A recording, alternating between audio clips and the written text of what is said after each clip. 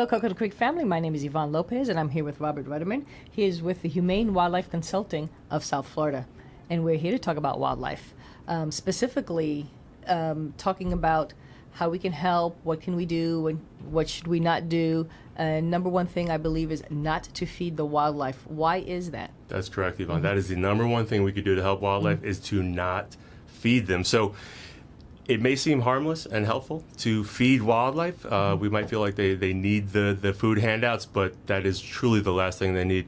It creates a lot of problems, starting with feeding wildlife habituates these animals to humans. They become too comfortable around humans. They start approaching humans. Not only you, but your neighbor. They start hanging out on your neighbor's property. Your neighbor might not really want them around. It might consider them a nuisance. It might call a trapper to remove and kill them.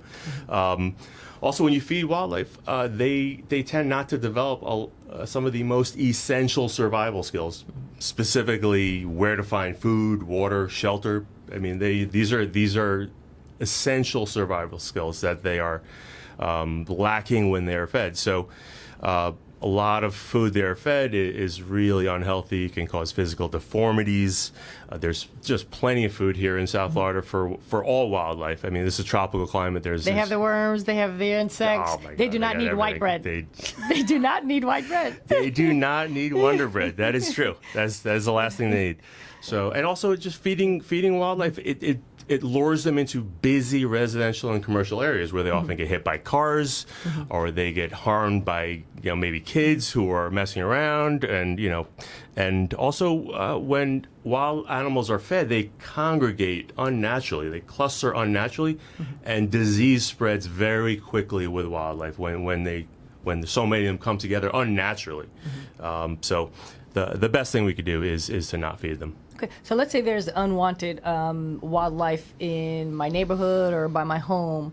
What should I do? Yeah, so here's a really what's key here to remember is that if there's a wild animal either on your property or inside your home, that animal is there because there's something attracting the animal. And again, we go back to the essentials: food, water, and shelter. Yeah, okay. And it's usually either food or shelter. Right. So there's also a lot of people. Their garbage containers are not secure, so animals can get into the garbage containers. That's another attractant, right? Leaving pet food outside is another attractant. So if you have to feed your pets outside or feral cats, whatever you're doing, you can't leave the food out all day. Just feed them. The same time every day. Remove the food 15 minutes later. As far as when they get into your home, that's because there's an opening somewhere, and that opening needs to be closed. Right. If you don't close that opening, it's going to be never ending. Right. So you can remove that animal, but then a new animal is going to come in because they're going to find that opening. They will always find the opening. So basically, remove the attractant, and you will remove, or the wildlife will remove itself. Really. That is nothing to eat. That's nowhere what's incredible. To go. Yes. Nowhere to go. Yes. You remove the attractant or remove access to the attractant, and your problem will be resolved long term. Okay. Permanently. Okay. Right. And so let's say I do still want to volunteer or be close to wildlife. What is it that I can do in that instance? Yes, and that's the good news. Wildlife, and we need a lot of help. There's a bunch of nonprofit organizations very close locally here. South Florida Wildlife Center. In Fort Lauderdale, there's the Sawgrass Nature Center, Coral Springs, and they need volunteers every day, like 365 days a year.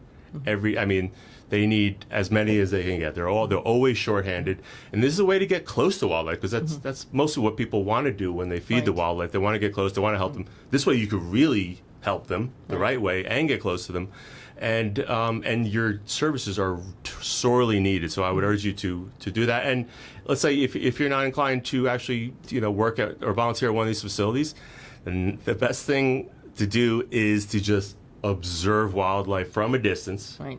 That's the best thing to do. Just let them do their thing, and that's great. So if someone wants more information, is there a website they can go to? Yeah, so if you have any type of wildlife conflict, wildlife issue, injured, sick, orphaned wildlife, the best thing to do is to call the South Florida Wildlife Center, and you could find their information. The best thing is to go find them online, southfloridawildlifecenter.org. Okay.